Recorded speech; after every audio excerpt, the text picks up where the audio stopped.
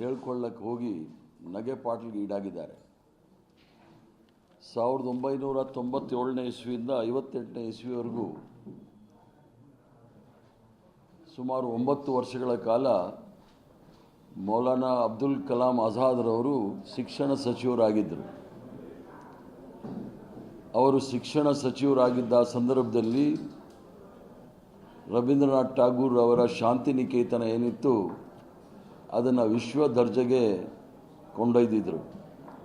ತದನಂತರ ಬನಾರಸ್ ಹಿಂದೂ ಯೂನಿವರ್ಸಿಟಿ ಇರ್ಬೋದು, Aligarh Muslim university ಇರ್ಬೋದು, JNU ಇರ್ಬೋದು, ಇವೆಲ್ಲವನ್ನು ಸಹ ವಿಶ್ವದಲ್ಲೇ ಒಂದು ಪ್ರಸಿದ್ಧ ಶ್ರೇಷ್ಠವಾದ ವಿಶ್ವವಿದ್ಯಾನಿಲಯಗಳಾಗಿ ಪರಿವರ್ತನೆ ಮಾಡಲು ಭಾಳಷ್ಟು ಸಹಾಯ ಮಾಡಿದಂಥ ಶಿಕ್ಷಣ ಸಚಿವರ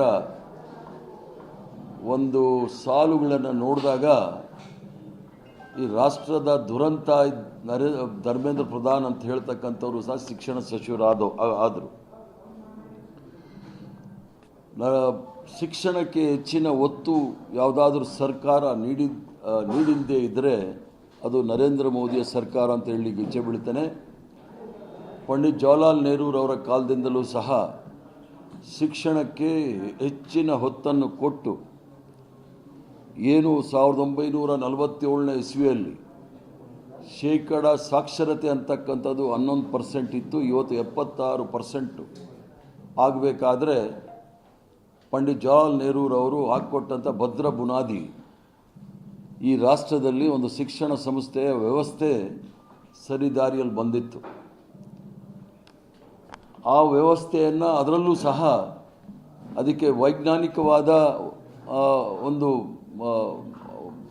ಮನೋಭಾವ ಬರಬೇಕು ಅನ್ನೋ ಮೂಲ ಉದ್ದೇಶದಿಂದ IIT, IIM, AIIMS, Indian Institute of Science ಇವೆಲ್ಲವನ್ನೂ ಸಹ ಪ್ರಾರ್ಥನೆ ಮಾಡಿ ಈ ದೇಶದ ಭವಿಷ್ಯವನ್ನು ಮಕ್ಕಳು ನಿರ್ಮಾಣ ಮಾಡಲಿಕ್ಕೋಸ್ಕರ ಎಲ್ಲ ರೀತಿಯ ಸೌಕರ್ಯಗಳನ್ನು ಪಂಡಿತ್ ಜವಾಹರ್ಲಾಲ್ ನೆಹರೂರವರು ಮಾಡಿರ್ತಕ್ಕಂಥದ್ದು ನಾವು ನೋಡಿದ್ದೇವೆ. ತದನಂತರ ನೀವು ನೋಡಿದಾಗ ಶಿಕ್ಷಣ ಸಚಿವರು ಯಾವ್ಯಾವ ಶಿಕ್ಷಣ ಸಚಿವರು ಇದ್ದರು ಅಂತ ನೋಡಿದಾಗ ನಾವೇ ಆಶ್ಚರ್ಯ ಬೀಳಬೇಕು. ಎಂಥ ಮಹಾನ್ ಮುತ್ಸದಿಗಳು, ಅಪಾರ ಜ್ಞಾನ ಇದ್ದಂಥ ಮೊದಲಿಂದನೂ ತೆಗೆದುಕೊಂಡು ಬನ್ನಿ VKRV ರಾವ್ ಅಂತ ಹೇಳಿ ಕರ್ನಾಟಕ ರಾಜ್ಯದವರೇ ಇದ್ದರು. SR ಬೊಮ್ಮಾಯಿರವರು ಸಹ ಇದ್ದರು. ಅರ್ಜುನ್ ಸಿಂಗ್ ಅವರು 8 ವರ್ಷಗಳ ಕಾಲ ನಿರಂತರವಾಗಿ ಮಾನವ ಹ್ಯೂಮನ್ ರಿಸೋರ್ಸಸ್ ಡೆವಲಪ್ಮೆಂಟ್ನ ಖಾತೆಯ ಸಚಿವರಾಗಿದ್ದರು. ಅದರ ಜೊತೆಗೆ ಕಯೂಮ್ ಸಾಹೇಬರು ಭಾಳಷ್ಟು ಜ್ಞಾನಿಗಳು, ಅಪಾರ ಜ್ಞಾನ ಇದ್ದವರು ಶಿಕ್ಷಣ ಸಚಿವರಾಗಿದ್ದರು.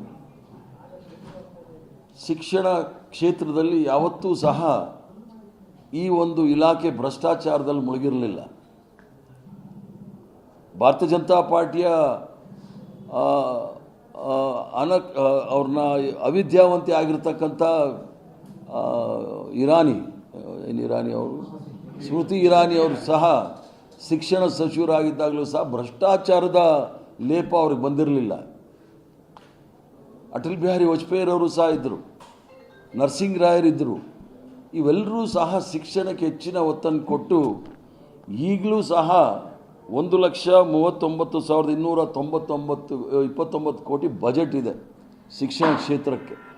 ನರೇಂದ್ರ ಮೋದಿಯವರು ಬಂದ ತಕ್ಷಣ ಶಿಕ್ಷಣ ಕ್ಷೇತ್ರದ ಮಹಾ ಅಭಿವೃದ್ಧಿ ಮಾಡ್ತೀನಿ ಅಂತ ಹೇಳಿ ಏನು ರಾಜೀವ್ ಗಾಂಧಿಯವರು ಮಾನವ ಸಂಪನ್ಮೂಲ ಅಭಿವೃದ್ಧಿ ಇಲಾಖೆ ಅಂತ ಮಾಡಿದರು, ಹ್ಯೂಮನ್ ಡೆವಲಪ್ಮೆಂಟ್ ಡಿಪಾರ್ಟ್ಮೆಂಟ್ ಅಂತ ಏನು ಮಾಡಿ HRD ಅಂತ ಮಾಡಿದರು, ಹ್ಯೂಮನ್ ರಿಸೋರ್ಸಸ್ ಡೆವಲಪ್ಮೆಂಟ್ ಅಂತ ಹೇಳಿ ಅದನ್ನು ಪುನಃ ಶಿಕ್ಷಣ ಇಲಾಖೆ ಅಂತ ಮಾಡಿ ಅದು ಬಿಟ್ಟರೆ ಬೇರೆ ಏನೂ ಸಾಧನೆ ಇಲ್ಲ. ದುರಂತಕ್ಕೆ ಈ ಒಂದು ಧರ್ಮೇಂದ್ರ ಪ್ರಧಾನ್ ಶಿಕ್ಷಣ ಸಚಿವರಾದ ನಂತರ ಮೊಟ್ಟ ಮೊದಲನೇ ಬಾರಿಗೆ ಭ್ರಷ್ಟಾಚಾರದ ಲೇಪ ಇದಕ್ಕೆ ಅಂಟ್ಕೊಳ್ತು. ನೇಮಕಾತಿಯಲ್ಲೂ ಸಹ ಅಗ್ರಗಣ್ಯ ವಿಶ್ವವಿದ್ಯಾನಿಲಯಗಳಿತ್ತು, ಎಲ್ಲದರಲ್ಲೂ ಸಹ ನಾಗ್ಪುರ್ ಯೂನಿವರ್ಸಿಟಿಯ ಪ್ರೊಫೆಸರ್ಗಳನ್ನ, ವಾಟ್ಸಪ್ ಯೂನಿವರ್ಸಿಟಿ ಪ್ರೊಫೆಸರ್ಗಳನ್ನ ನೇಮಕ ಮಾಡಿ ಸಂಪೂರ್ಣವಾಗಿ ಅದರ ಒಂದು ಖ್ಯಾತಿ ಏನಿತ್ತು ಅದು ಸಂಪೂರ್ಣವಾಗಿ ಕುಸಿದು ಬಿದ್ದಿದೆ. ಅದರ ಸಾಮರ್ಥ್ಯ ಇರ್ಬೋದು, ಅದರ ಒಂದು ಶ್ರೇಷ್ಠತೆ ಇತ್ತು, ಎಲ್ಲವೂ ಸಹ ಕುಸಿದು ಬಿದ್ದಕ್ಕೆ ಕಾರಣ ನೇರವಾಗಿ ನರೇಂದ್ರ ಮೋದಿಯವರು ಮತ್ತು ಧರ್ಮೇಂದ್ರ ಪ್ರಧಾನ್ ಅವರು ಕಾರಣ ಅಂತ ಹೇಳಲಿಕ್ಕೆ ಇಚ್ಛೆ ಬೀಳ್ತೇನೆ. ಇವರು ರಾಜೀನಾಮೆ ಕೊಟ್ಟಿರ್ತಕ್ಕಂಥ ಭಾಳ ದೊಡ್ಡ ವಿಚಾರ ಅಲ್ಲ.